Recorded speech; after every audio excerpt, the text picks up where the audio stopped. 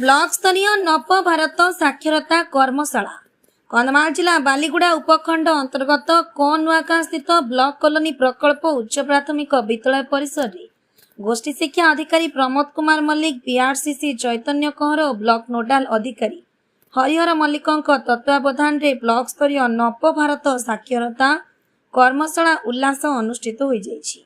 एथिरे 11टी क्लस्टर समस्त सीआरसीसी समेत 122 जन प्रशिक्षार्थी जोग देथिले। न्यू इंडिया लिटरेसी ब्लॉक संयोजक सुशांत कुमार साहू, साधन कर्मी सुजित कुमार दास, सूर्यकांत साहू प्रशिक्षार्थी को तालीम देथिले। उल्लास को सफल रूपायन पई जन जन स्वाक्षर कार्यक्रम रे ब्लॉक अंतर्गत 6000 निरक्षर को चिन्हट लक्ष्य रही। अवसर उल्लास पोर्टाल एवं मोबाइल आप व्यवहार संपर्कित तालीम दि जाइथिला। शेषे विद्यालय प्रधान शिक्षयित्री सुषमा नायक धन्यवाद अर्पण करथिले। कंधमाल जिल्लारू Sanjay Kumar Panigrahi report, fast news Odisha.